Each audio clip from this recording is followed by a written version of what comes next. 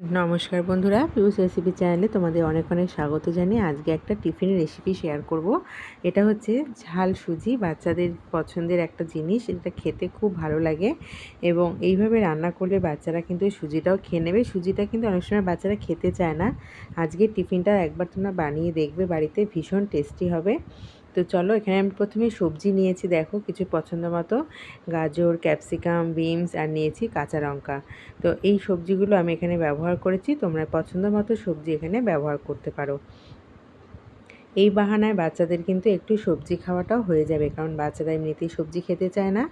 তাই কিন্তু ঝটপট এই মুখরোচক খাবারটা তোমরা সন্ধ্যাবেলায় অথবা সকালবেলা বাচ্চাদের বানিয়ে দিতে পারো। নিয়েছি এখানে হাফ বাটি সুজি, একদম ফাইন সুজি। মার্কেটে সমস্ত রকম সুজি পাওয়া যাচ্ছে, যে কোনো একরকম সুজি এটা হলেই চলবে। আর ফ্রাইং প্যানের মধ্যে একটু সাদা তেল দিয়েছি, চাইলে এখানে তোমরা ঘি ব্যবহার করতে পারো। আমি ঘিটা অ্যাভয়েড করে গেছি, কিন্তু তোমরা ঘি দিয়েও এটা বাচ্চাদের বানিয়ে দিতে পারো। প্রথমে আমি সবজিগুলোকে হালকা আঁচে ভেজে নেব, মানে একটু হালকা সিদ্ধ হওয়ার মতো করেই ভাজবো। বেশি ভাজলে কিন্তু সবজিটা আবার কালো হয়ে যাবে, সেটা আবার বাচ্চাদের অপছন্দ হবে। তার জন্য কিন্তু সবজিটা হালকা সিদ্ধর মতো করেই করতে হবে। আর সবজিটা সিদ্ধ করার জন্য দিয়ে দেবো স্বাদ মতো লবণ। লবণটা দিলে কিন্তু সবজিটা খুব তাড়াতাড়ি সিদ্ধ হয়ে যায়। আর এই জলখাবারটা তোমরা সকালবেলা অথবা সন্ধ্যাবেলা বাচ্চাদের বা বড়দের বানিয়ে দিতে পারো। অনেক সময় বড়দের কিন্তু একরকম বা একঘেয়েমি টিফিন খেতে ভালো লাগে না, মাঝের মধ্যে একটু অন্যরকম টিফিন হলে কিন্তু আমাদেরও ভালো লাগে। আমি এখন 10 মিনিট মতো সিদ্ধ করে নিয়েছি সবজিটা, এবং সবজিটা সিদ্ধ হয়ে যাওয়ার পর সুজিটা আমি ঢেলে দিয়েছি।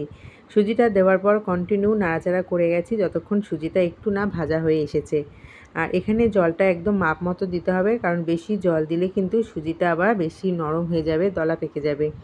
তার জন্য খুব অল্প অল্প করে জল দিয়ে ঢেকে ঢেকে সুজিটাকে তৈরি করে নিতে হবে। এই রেসিপিটা অবশ্যই বাড়িতে বানিয়ে দেখবে বন্ধুরা, এটা ভীষণ খেতে ভালো লাগে। আর যে সকল বন্ধুরা এই রেসিপিটা ভালো লেগে থাকলে অবশ্যই তোমরা লাইক, কমেন্ট, শেয়ার করবে এবং চ্যানেলটিকে তোমরা সাবস্ক্রাইব করে রাখবে। পাশে থাকা বেল আইকনটি অন করে রাখবে, যখন নতুন নতুন রেসিপি আপলোড করব নোটিফিকেশানটা তোমাদের কাছেই পৌঁছে যাবে। আর যে সকল বন্ধুরা ফেসবুক পেজ থেকে রেসিপিটা দেখছো, তোমাদের যদি রেসিপিটা ভালো লেগে থাকে তোমরা অবশ্যই কিন্তু লাইক, কমেন্ট, শেয়ার করবে এবং আমার ফেসবুক পেজটিকেও কিন্তু তোমরা ফলো করে রাখবে। তো বন্ধুরা দেখো, আমি অল্প অল্প জল দিয়ে সুজিটাকে তৈরি করে নিয়েছি এবং সুজিটা কিন্তু একটু ঝরঝরে হবে। আর বেশি জল দিয়ে দেবে না, তাহলে কিন্তু এটা বেশি নরম হয়ে যাবে। তো এখন আমি ঢাকা দিয়ে এটাকে রান্না করে নিচ্ছি।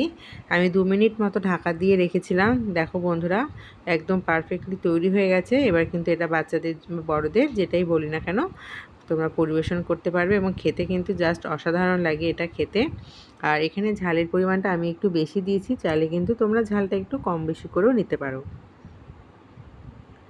বন্ধুরা সুজিটা এইভাবে একটু তোমরা ঝরঝরে করে নেবে এবং এটা খেতে কিন্তু ভীষণ ভালো লাগে। এখন এর মধ্যে আমি চিনি দিয়ে দিলাম। এখানে আমি 1 চামচ মতো চিনি ব্যবহার করেছি। তোমাদের যদি মনে হয় তোমরা চিনিটাকে স্কিপ করে যেতে পারো পুরোপুরির জন্য।